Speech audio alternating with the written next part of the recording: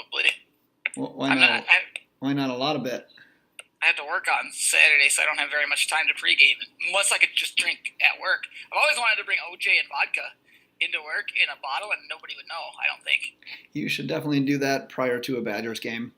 Yeah. Enough with college football. Let's get loaded.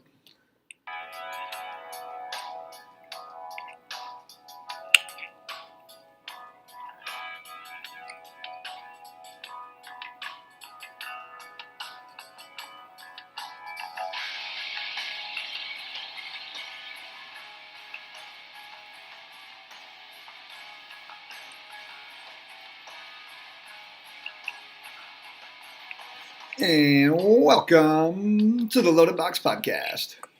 Where we never finish first because we finish last. Thank you once again for tuning into the Loaded Box Podcast. I am Ben Morgan. That is DJ Primo, and we are here to talk NFL Week 2. It's our preview podcast. We're doing daily fantasy sports, bargains, stacks, just our picks in general. We're going to be doing some listener fantasy football questions, and then we're going to be doing our against the spread gambling picks. But dude, I want to go back to our intro real quick because you just brought up a genius idea. If you're going to tailgate at a college game and you might have to work beforehand, if it's just a couple hours on a Saturday, you got to sneak in the flask, right? Well, I mean, yeah, I only work for 3 hours, so it's like, why couldn't I just get a bottle of orange juice, jump some vodka in there, and nobody would even know? No one would know. They would think I'm just drinking orange juice. It's the morning. I don't know why. Plus, I'm the boss. Yeah, so you have to do this, right? Yeah. All right, we need a recap on Sunday when we do our initial reactions podcast. I need to know how it goes down. Hopefully, you're alive and out of jail to be able to record. Lots of dick pics. Do you want to start with some daily fantasy football talk? Let's do it. All right, man. We got week 1 in the books. We're on to week 2. A couple of surprises from week 1. But with daily fantasy, I want to just start off by saying, besides my typical stack of the week that I typically do for daily fantasy, I am dedicating this week to bargain plays. What is your strategy? I was doing the same thing. That's annoying. So I was going to give you guys a quarterback, and not a bargain quarterback, just a quarterback I think you should play. And then I was going to give straight up 3 bargain guys, a running back, a wide receiver, and a flex. Just dedicate to 3 bargain guys because I figure you guys should be smart enough to pick out somebody who's expensive to play because they're good players. So you guys figure out who you want. Expensive, I'll give you a cheap guy to fill in those spots. Fucking A, man. We're on the same page there. Man, it's the week for it. I think it's just because of how the schedule breaks out. Well, do you want to start out with your quarterback? Whatever you got first? Yeah, so the quarterback I think people need to play this week that I don't think a lot of people will is Matt Stafford. He's 7,700 at San Francisco. He played like shit on Sunday. 4 interceptions Monday is playing night, like shit, yes. Yeah, he's garbage. Jets defense apparently said they knew what he was calling, blah, blah, blah. Stafford, no big deal, but then all of a sudden he's changing his play calls, his signals this week, so some kind of a deal. Yeah. But people are going to be down on him. I don't think people are going to play him. And Matt Stafford historically is a guy who's going to, like, he's consistently showing you he can put up big numbers in a hurry, so he's going to bounce back. Niners D is not good. I don't know. People were really hyping up this Niners team, another reason why I was fading them. But the Niners defense just isn't good. They aren't good. So I think this is the perfect game. The warm weather in San Francisco, no hurricanes on the west side. Stay away from that, right? Yeah, to bounce back and have a huge game. I expect them to just whip it all over the yard. Also, I think Kerryon Johnson should get involved a little bit more after that game. Man, I sure hope so because I put him into I didn't start him, but I have him in like 4 of my 6 leagues. So me too. Definitely going to need a little bit of love from him. Like I said, going into this whole week is kind of bargain play advice for me, but I'm going to do my stack of the week because my stack of the week isn't necessarily a bargain, but it's the combination. Oh, let me go real back to your Stafford call. I'm actually going to touch a little bit more on that when we talk about our against the spread picks, so I'm not just leaving you out to dry there. So I. My stack of the week, daily fantasy sports. The Chargers duo, baby. Phillip Rivers, Keenan Allen. Rivers is 7,400. Allen is 8,000. They're at Buffalo. Last week, you know that Buffalo Bills defense got torched by Ravens and Flacco, and you know that the Chargers were embarrassed. I know that the Chargers, most of that game towards the end there, were in comeback mode. but you still saw Rivers put up 30 fantasy points. You saw Keenan Allen put up 21 fantasy points. This is going to be a huge bounce back week for the Chargers.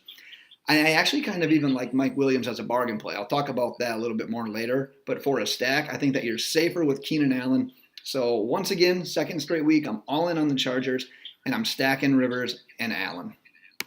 Go, Chargers, go. Nice. So do you have any other quarterback plays?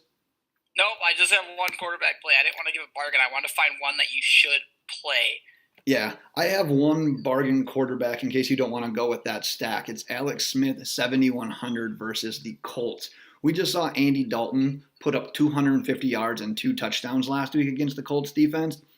Now Alex Smith gets a chance against a beatable defense after having like a typical Alex Smith-like game. He had 250 yards, 2 touchdowns, a 70 completion percentage.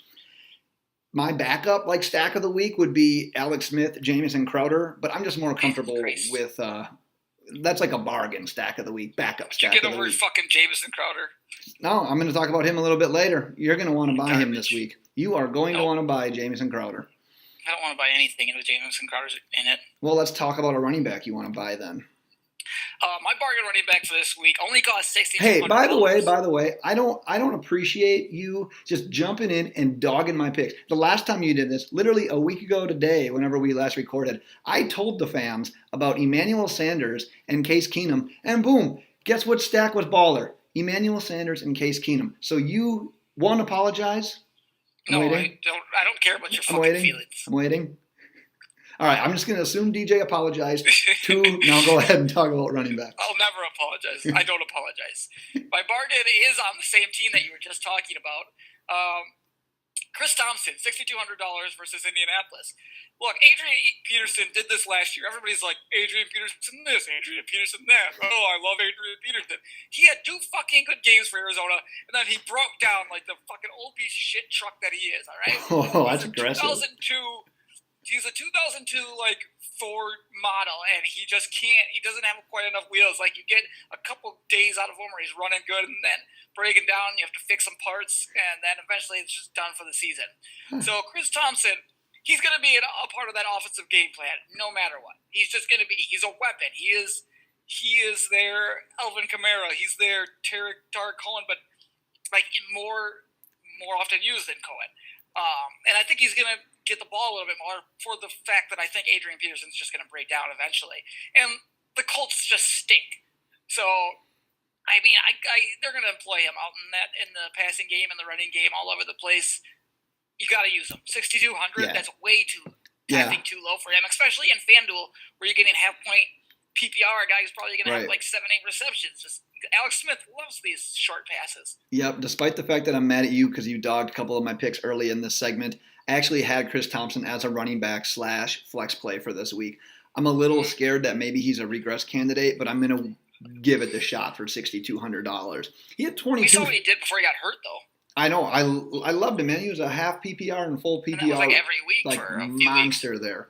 Yeah. He put up 22 fantasy points last week, over 60 yards both on the ground and through the air. I agree with what you said on AP. I don't want to say that he's just going to be running and all of a sudden just like blow a tire and just be done. Oh, yeah. His leg will fall off. I don't want to go that far. But I think he could be a regress candidate this week. And if the Colts were to get out to a lead, you know that Chris Thompson's going to be the running back that they feature in that backfield because Alex Smith loves the check down. And Chris Thompson's a great guy to do that too. So I love Chris Thompson as a bargain flex play this week since FanDuel does the half PPR. Beautiful. I have one other running back. He's sort of a bargain. He's $6,500, and it's Dalvin Cook at your Green Bay Packers. You dogged Cook a little bit after his week 1. I'm going to dog him again. Well, I'm ready for you this time because he only had 10 fantasy points, but that was his first week back of nearly a year off. And where did the Packers struggle the most early in that game against the Bears? It was against Howard and Cohen. So Cook can run, Cook can catch. He should be in line for a good amount of targets against the Packers defense, who, like you said, if there's something on the Packers team that improved the most, it's probably the secondary. Like you're having the cornerbacks and safeties look a little bit better in coverage, but the linebackers still aren't all that great at coverage. I think Cook can expose that. I think you're going to see Cook improving week to week. I don't think you're going to see him under 7,000 much longer. So I think you're getting a bargain at 6,500. So here's where I think you're making a mistake. I think that they don't want to give him a lot of touches. They're going to ease him back, and they have a guy who's been just putting up touchdowns and good carries behind him in Latavius Murray. Like, this guy is going to cut into his touches. He is. They want to use him. He's already got miles on him, so they might as well keep using him while they can and not put the onus, especially after he tore his ACL or whatever last year, on Dalvin Cook. They're gonna use them interchangeably here, Latavius Murray and Dalvin Cook. I just think you're not gonna see that many touches out of him for a while, and they're gonna ease him back in. And I'd be more apt to use Latavius Murray, so I think you're gonna see him around the goal line and stuff if they get down in those areas. I like the theory, and I actually don't have much of a comeback for that because I hadn't really considered it that way. And I like the way that you. I don't hate Dalvin Cook. I just think that they're not going to use him as much as you want him to at this point yet. I can get behind that, but I just feel like he'll provide enough at that cost where if you're able to get a couple of bargain guys, him being one of them, he still does provide a little bit of boom potential as a bargain play just because he can catch the ball. Because if he scores, like you said, if Murray's getting the goal line work, Cook can bust a long one. So I think he's got good boom potential. I'd be willing to give him a chance this week because I don't think the Packers defense is just going to play lights out and shut a team down like they did to the Bears in the second half there. I think the Vikings are going to have a little more success. The other thing you're missing is the Bears do have one of the better offensive lines in the league, and we were running 3 down linemen with 1 linebacker. Hopefully not doing that again, where Vikings offensive line isn't that good. We do have one of the best 3 front guys in the league with Mike Daniels, Kenny Clark, and Wilkerson. But I don't know. I don't have as much confidence in the run for the Vikings just because of the Packers not looking great last week, because I know what they actually are up front in the front 7. So I'm not super behind that. They just need to employ a couple more linebackers on the field at a time and not 6 goddamn quarterbacks. Right. Before we move on to wide receivers, let's talk a little bit about Pristine Auction because they have daily auctions packed with tons of stuff for the man cave. They guarantee their items as they all come with certificates of authenticity from only the trusted sources. It's also affordable. Most people don't think you can afford all these signed memorabilia, but it's more affordable than you think. You got to get on there and check it out. Quick and free to register, free to bid. You only pay when you win. And make sure you mention the Loaded Box podcast in the How Did You Hear About Us section when you register. So head over to pristineauction.com. That's Pristine, Pristine, auction.com. DJ, FanDuel, wide receiver. Do it. My wide receiver this week is $6,500. I'm going back to the well. I'm going to Robert Woods versus Arizona. He was targeted. I believe he was targeted the most out of the receivers on that team. Jared Goff wants to get him the ball. He does. And he targeted him deep a couple times, and he missed him open. Robert Woods is open. He overthrew it a couple times. They want to find – Sean McVay loves Robert Woods. They want to find a way to get him the ball. I think he's the most trusted wide receiver on that team. And, again, Arizona stinks. So I think they're going to go back to that Robert Woods and he'll get his receptions, which will give you a few points off just PPR, half point. But I expect more yards than last week and maybe even sneaking a touchdown there. I like Robert Woods this year, so I'm going to go back to it one more time. What was his price? $6,500. That's not too bad. I got a cheaper guy, though, for you if you're ready. Ooh. And it's the guy that you hate because I talked about him a little earlier and you laughed at me. Jamison Crowder. He's $6,000 versus the Colts. Hear me out. At least give me a chance to explain myself. I know he had 5 fantasy points last week, and that's not good. I'm thinking that the wide receivers are going to get a little bit more involved because Alex Smith targeted receivers just 13 times last week. That's a wild number.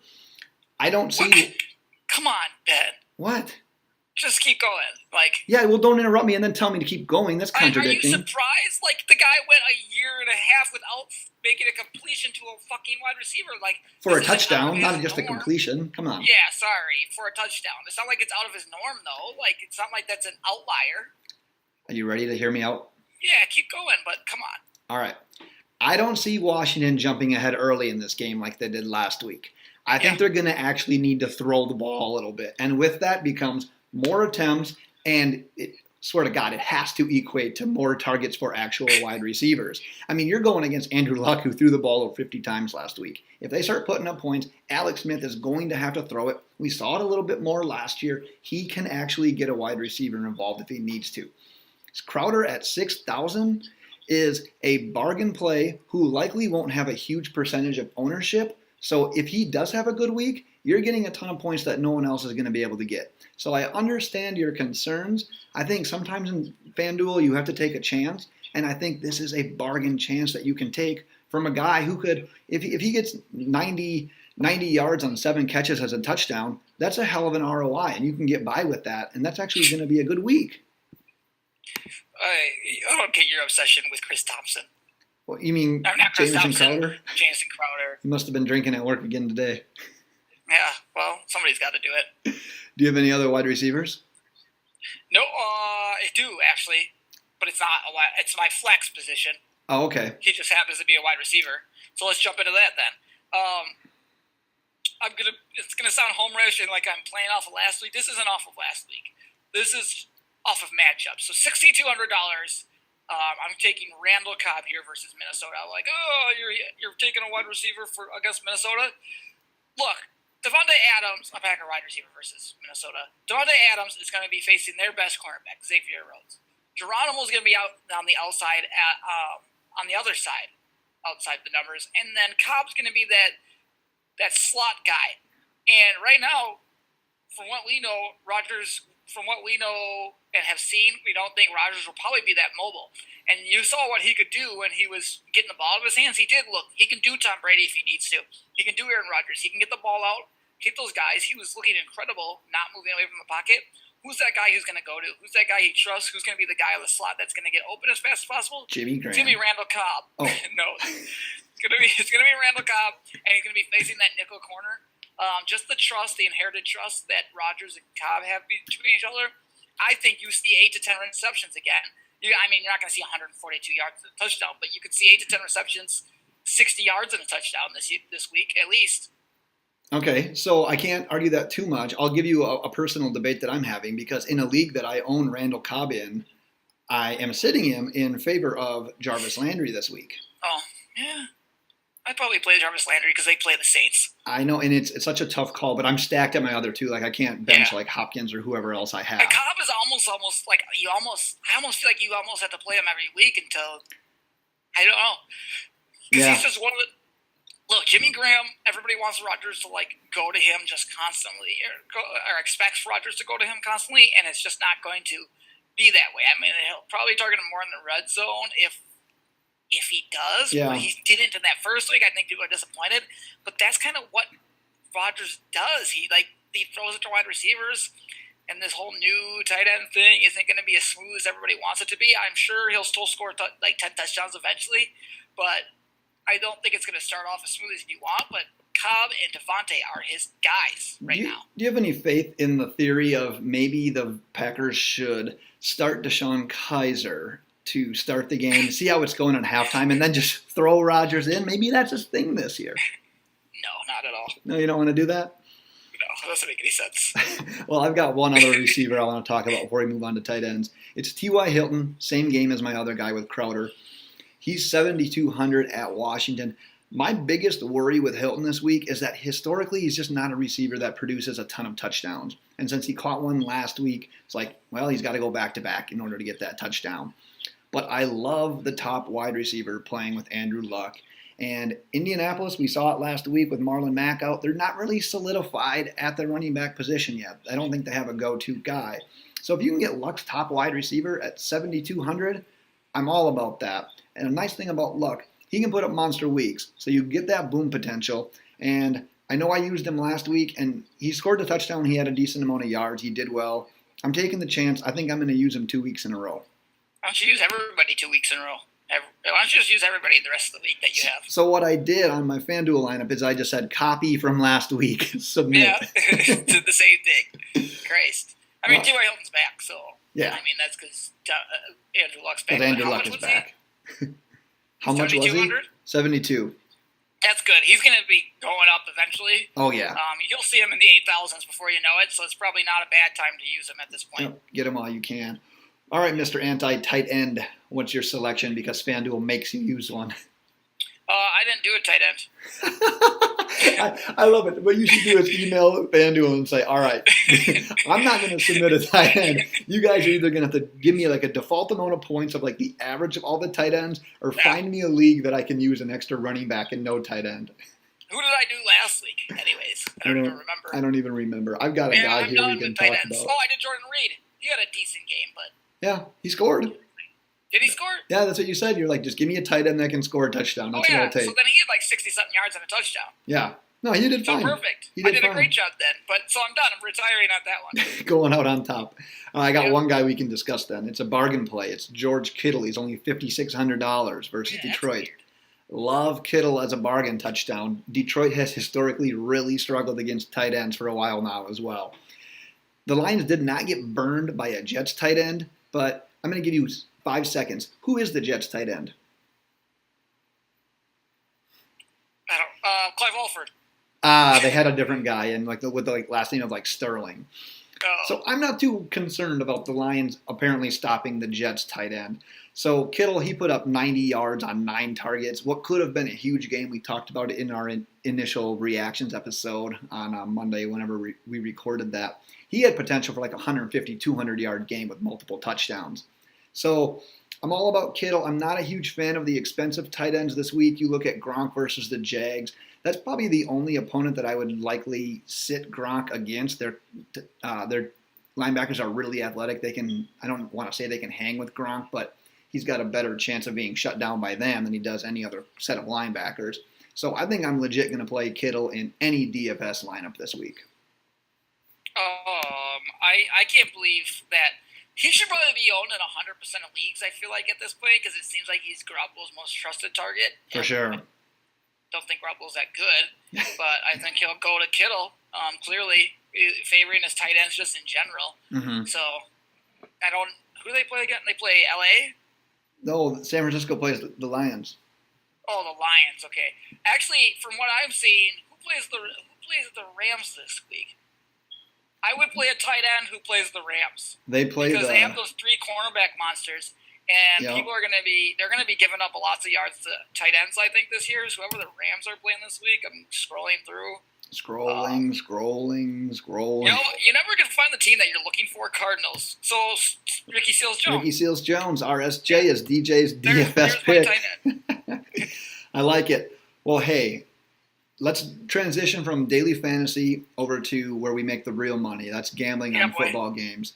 And I have to give it up to you first before we do anything. Yeah. 3-0 last week, plus 10 units on the season. You legit set the world on fire. So now, you told me in a text message earlier today that not only are you going to back it up, but you are going to give 2 bonus picks. They're not going to have units tied to them, though. Just 2 bonus picks. My favorite thing about gambling is, though, like, at some point, statistics take over, and you kind of, like, even out. But DJ says, no, fuck statistics. I'm going 3-0, and not only am I going to double down on it this next week, but I'm going to give you 2 bonus plays, because that's how I saw too many games I liked. I could not give these other 2 away. It's funny, because I'm opposite, because I looked at the schedule, and I was going to text you, like, dude, tough week. No, I looked at it like, holy shit, I'm going to win all the money this week. You texted me back and said, no, I'm going 5-0. So I'm pretty excited to hear what you have in store here. But before we do that, tell us about a little Squad QL. Well, ladies, since you probably are going to maybe tune us out, I'm going to at least give you a little eye candy and something to look at while I read this advertisement. So just hold on for a second. Maybe Ben can talk for a second. For the YouTube or for the non-YouTube listeners, DJ has just removed his shirt. He's putting his headphones back on. So he's making sponsorship. He's taking sponsorship to the next level. Whatever Squad QL paid us, they're paying us more next time. So yeah, I'm making you pay attention because you get to look at me while I read this, and you just, since you're probably gonna blank it out, you might as well have some eye candy. So Squad QL, let's get into it. You want an unfair advantage to dominate your fantasy football league? Well, look no further. Look no further and download Squad QL, the only mobile app you need to crush your friends and rivals this year. Squad QL recommends the best starting lineup for you each week based on your starters, bench players, and free agent pool. You may ask, how does Squad QL actually do this? Well, the app connects directly with your Yahoo, ESPN, CBS leagues. Actually, I don't know anybody who's in a CBS league. But anyways. But man, the other two people are in. They're huge. Absolutely. Put in your actual roster and your league scoring system. SquadQL provides waiver and trade recommendations. Plus, the app gives you a player rankings each week. And it's all based on your league settings. Ben needs this real bad because he has no fucking idea what he's doing from week to week. So that's why he uses SquadQL. You're spot on. That's why he beat me last week. Because I can draft a team and I can tell other people who to play often. But man, if I have my own debates, I suck. I need SquadQL every week. SquadQL truly is your go-to app this fantasy football season. Head to squadql.com to download SquadQL, your all-in-one fantasy football manager. Awesome. Part too. So make sure you check that out. Let's talk about those ATS picks. You know what I was thinking? Oh, go ahead. What are you thinking? That SquadQL. How come someone hasn't made like SquadQL for like daily fantasy sports? I feel like I don't know. Like, and they can give you like bargain guys who could bust out this week based on matchups and statistics. And you could like enter in to help you win $1 million. Yeah, and you could like enter in the prices, and I don't know. It seems like some like tech geek would need to do that, and that ain't nice. No, I know, but I'm just saying. Well, all right. Well, I like your idea. Get on that this afternoon. Let's talk about those ATS picks. As I mentioned, you went 3-0. I went 2-1, but I lost 2 units because I lost my big one. Mm-hmm. So with that, DJ, you're 3-0 on the season. Who is your first pick for Week 2 in the NFL? See, I'm starting out big. I'm going 4 units here. I'm taking Colts, getting 6 points at the Redskins. The more I think about this, the more I'm a little bit nervous because of the rain coming in. I just thought about hurricanes now. Anyway, screw it. Andrew Luck is back. Redskins, I just don't think they are actually that good. Good analysis. I was going to say Luck got unlucky last week because Jack Doyle fumbled when he was about to drive the field and win that game because that's what Andrew Luck does. I don't think the Redskins are a 10 team. I don't think they have much of a run game. Like I said, I think Adrian Peters is going to break down. Chris Thompson obviously will put up his numbers, but if you start to take him away, Alex Smith doesn't really throw it downfield to wide receivers, and I think potentially Luck could turn this into a shootout if it's not pouring and raining everywhere, but let's ignore that because people are betting unders this week because of rain and they went over. So I don't know. I just really like I'm betting the Colts, and this is what you do with dogs. So I think they can win this game. You don't bet a dog unless you think they can win. I truly believe that the Colts will win this game. Like, they're my pick to win. I just don't think the Redskins are a good football team all around. I'm not in on the Redskins, so I'm just going off a gut here. I think the Colts win the game, and you're giving me 6 points. I think that's incredible. I'm taking 4 units on that. Yeah. I like the theory on that one. I don't have that as one of my plays. It'd be a no play for me, but if I had to pick a team, I'm with you for the same exact reason. So, not much to add on that. I'm going to start with a 2-unit play because it kind of piggybacks off of what you said. I'm getting a dog here that I think is going to outright win. It's the Giants +3 at Dallas. If you look back to Week 1, Dallas offensively looked like they did not belong in the NFL. And I know the Giants didn't score a bunch, but they played against the best defense in the league. OBJ caught 11 passes. Saquon had a huge splash touchdown. And if it wasn't for a tip pass that got turned into a pick 6, the Giants really had a legit chance to win that game. I'd be a little nervous that Dallas maybe finds more success on the ground this week. I believe you could probably still run against the Giants, but not enough to hang with the Giants. I think they get the offense rolling against a lesser defense this week. I think they outright win it. I'm not going huge play. I'm going to bite on it. 2-unit play for the Giants. 2-unit play for the Giants. Yep. Yeah, I think, again, this is another game where I agree with you. I think Giants will win this game. I absolutely do. It's Sunday night, right? Yep, that's the night game. They're too talented at the wide receiver position, the Giants, for the Cowboys to stop. Their weakness is the secondary, plus you're employing Saquon Barkley out there. I think can run against any defensive front at this point. He really can. He just did it in Jacksonville. I think he's that fucking good. Ben's going to be eating all of his words about Saquon. He's going to finish as top 5 running back and maybe a top 5 score between running backs and receivers. I guarantee it. Not only am I still happy that I did not draft Saquon Barkley in the top 6, but I'm still a huge believer in the fact that the Giants are going to regret the day that they drafted Saquon Barkley instead of Sam Darnold. Boom, there it is. Safest pick and generational talent. I'm definitely going with Saquon Barkley here. We've argued this one. But I was still on your side every day. So, well, go ahead with your second pick. All right, this one I'm only putting one unit on. I gotta stick to these next 2 picks. I said fade these 2 teams for the first 3 weeks of the season. I'm not gonna back off that. I say it. I say what I do. What I do. What I say. Going Titans plus 2.5 versus Houston. So they're getting them at home. They are home dogs, people. I love me a home dog. Home dog. You're at home. You're fading the Texans. Rain didn't really allow the Titans to get into a rhythm, or the Dolphins. It didn't. You didn't get to see what either team were. I really don't get to. I don't think you truly got to see what either team was in the Titans Dolphins game. You just got to. No, it was a fucking circus. Yeah, it was a circus. Nobody got into a rhythm. No. You don't know what either team was. It was garbage.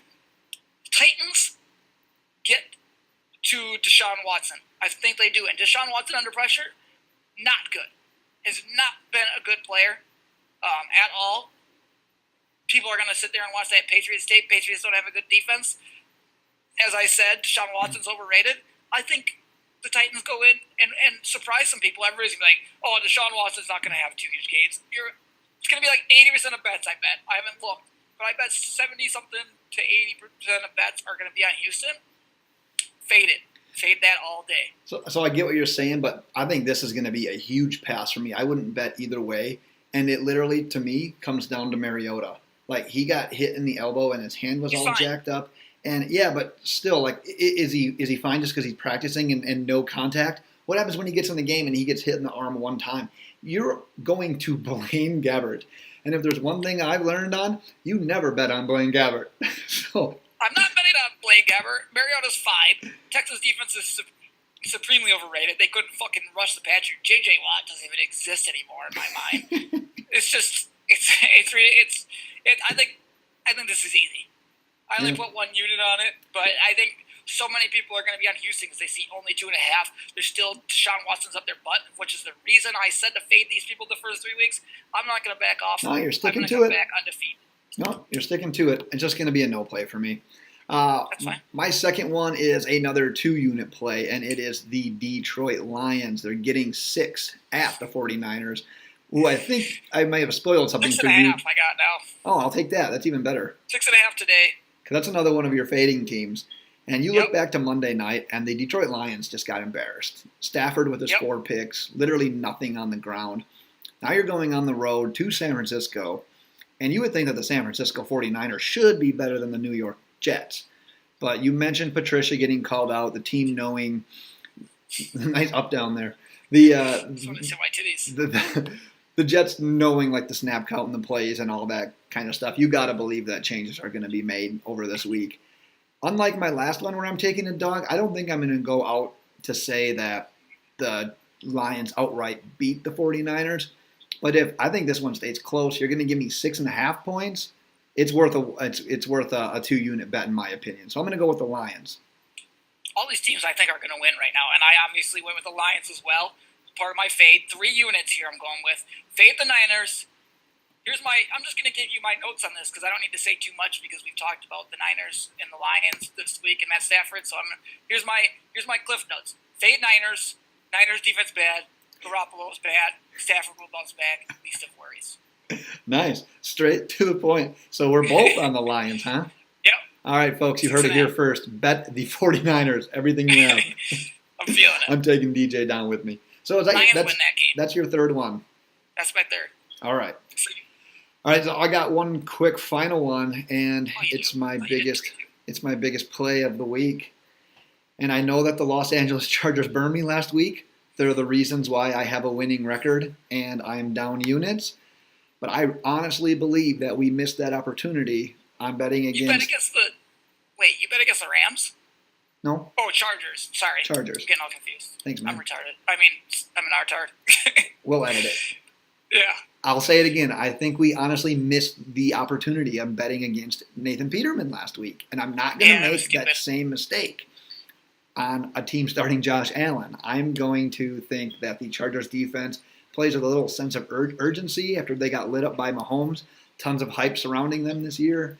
They're already good up front. They had some nice pieces in the secondary. They added Derwin James, and then they got torn apart by a guy. I don't want to call him a rookie, but for lack of a better term, and I don't care, he's a rookie. I hope that I'm not letting my favoritism get in the way on this one, but I'm sticking with the Chargers.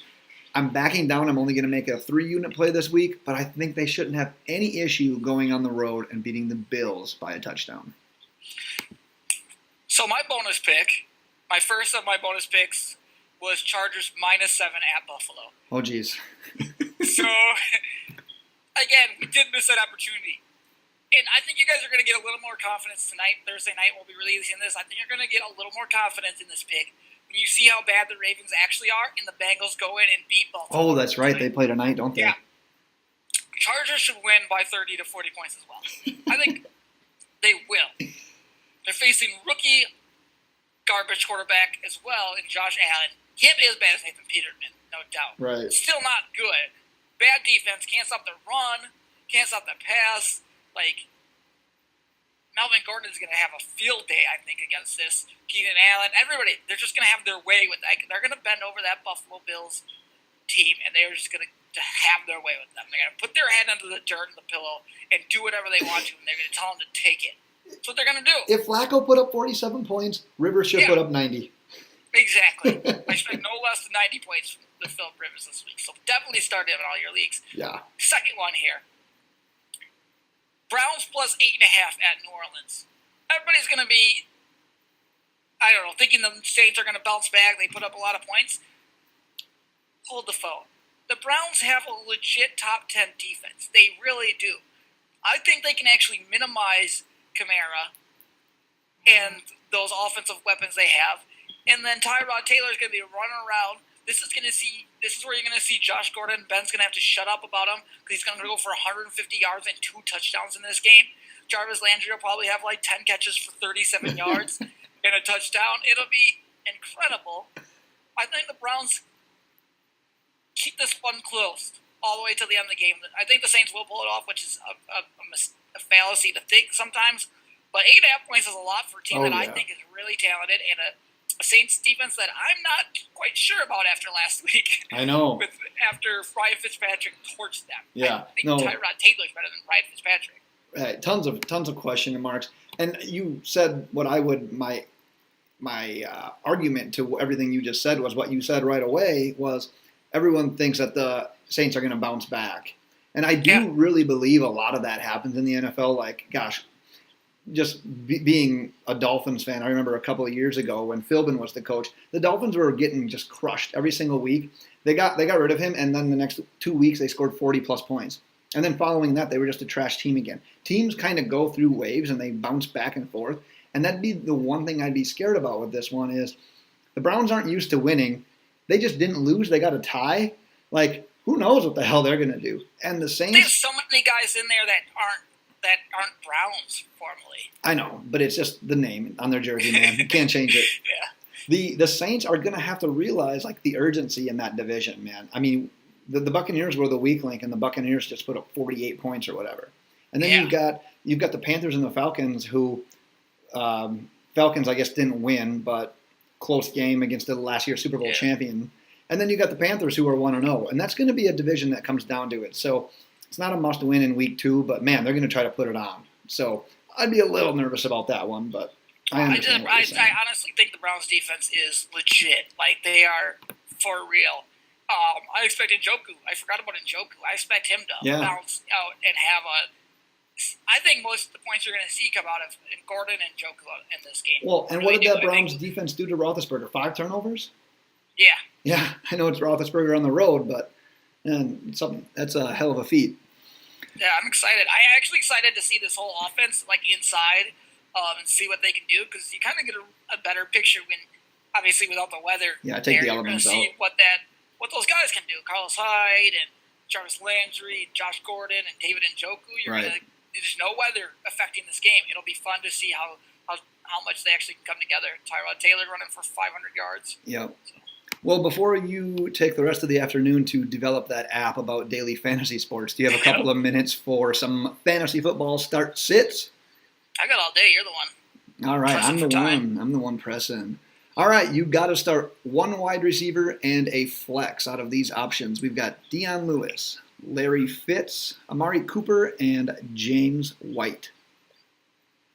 So I'm just looking at this right now. You got to start one wide receiver and a flex. So I'm starting. Fuck, I wish I knew who played against here. Do you have these down for me? Oh, I just got rid of that page as well. Well, let me start while you think about it. Yeah, you go ahead. I'm going to look at this. In the flex there, I'm going Dion Lewis. He looked good last week for the Titans. Dude, the guy is so small and he's so hard to tackle. Not just because like he gets lost behind the big guys, but Jesus he legit Christ. has the power to break out of all sorts of arm tackles. I don't see him putting up the kind of numbers and the consistency that he did with the Patriots, but I definitely think he's a good player. He's an improved player, and it wasn't just the Patriots offense that made him good. So I'm going to go Lewis in the flex, and for the receiver, I have to go Amari Cooper over Larry Fitzgerald for that wide receiver. Both have tough matchups. I like Cooper a little bit more than I do with Denver versus Fitz with the Rams. That Rams defensive line on Monday night, they made Derek Carr look so uncomfortable from what I saw in that game. This could legit be the game where Sam Bradford leaves to injury. We might see Josh Rosen this week. Oh, we will see Josh Rosen. He might get benched.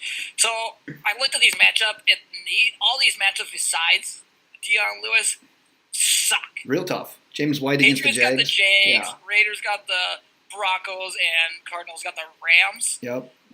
So I'm definitely going Dion Lewis. I agree with you. I'm going to go Larry Fitzgerald for your wide receiver because it's. I mean, let's logically think about this. Would you rather take the grizzly veteran who consistently puts up numbers, knows how to get open and can make catches, or the young guy who just can't get it going? Like, he's 1 for 9 yards last week. He's going to have a cornerback in his head. Chris Harris all day on Sunday. The Raiders aren't good. Like, they are going to be what I thought they were going to be with John Gruden. I give John Gruden 2 years. I just don't have any confidence in the Raiders' offense or ability to do anything under John Gruden at this point, and they're just, I mean, people are just shutting Cooper down. Yeah. I'm definitely going Fitzgerald. Yeah, well, I think I know where you're going to go with this other listener question then, because it was Amari Cooper versus Mike Williams. I'm actually starting Mike Williams this week because I think he scores a touchdown, and he started to get involved late in the game, Yep. which was really fun to see, and he was getting open between the 20s when I thought they were going to use him more around the goal line and score a lot of touchdowns. If he can catch the ball, make plays all the way down the field, and get those touchdowns, you got to go Mike. I'm going Mike Williams here. Yeah. I know you probably drafted Cooper decently high, Yeah. but I just don't trust him, and I think Chargers are going to put up points. I mean, they're playing the Bills, right? Yep. So I mean, the Chargers are going to put up points, and I liked what I saw with Mike Williams at the end of that game. I think he's going to be highly involved, especially with Keenan Allen on that field. Yeah, I can't really believe that I'm letting my my Cooper fandom say this, but you have to use Mike Williams this week. I love Mike Williams' matchup, and honestly, to keep it simple, I don't like Amari Cooper's matchup. Check out this stat that I gave to one of our Twitter followers yesterday. Amari Cooper has recorded under 10 receiving yards in 6 of his last 13 games. That's the saddest stat you're going to hear this week. Yeah, I'm sad. Yeah, well, you should be, because that's an unbelievable stat. Like, this guy is a great talent. And if he gets under 10 yards this week, that'll be half of his last game, almost a full season of games with under 10 receiving yards. Like, most people average more than 10 yards per catch outside of Jarvis Landry. Like, that's unfreaking believable to me. It is. I mean, they stink. It's the Raiders. They're 500 years old there. They're going to bring in Clay Matthews after the Packers release him. So. Hey, well, they re-signed Martavis Bryant, so they got that going for them. Yeah, they did. That was hilarious. What? Like, literally, it's a fucking circus. They don't know what they're doing. I love it. They bring in Martavis Bryant after cutting him. Like, that's going to be the fix to it. Like, oh shit. I love a good train wreck, so I'm here for it, Gruden. Keep doing your thing. Well, let's wrap this puppy up. I got to roll. Thanks again for listening. As always, check us out on Twitter. Ask us any questions there. We're always available Sunday mornings for your final minute start-sit questions at Loaded Box. Check out the website, loadedboxpodcast.com, for our podcast and our articles and fantasy rankings that are no longer relevant because your drafts are over. Next episode, we should be back Sunday night, barring any fucking wild weather in the NFL. So we should be here to do our instant reactions episode on time this week, where it's actually an instant reaction and not a 2-day reaction. Available on iTunes. Search Loaded Box, subscribe, rate, and review. And DJ, send us away. Bye.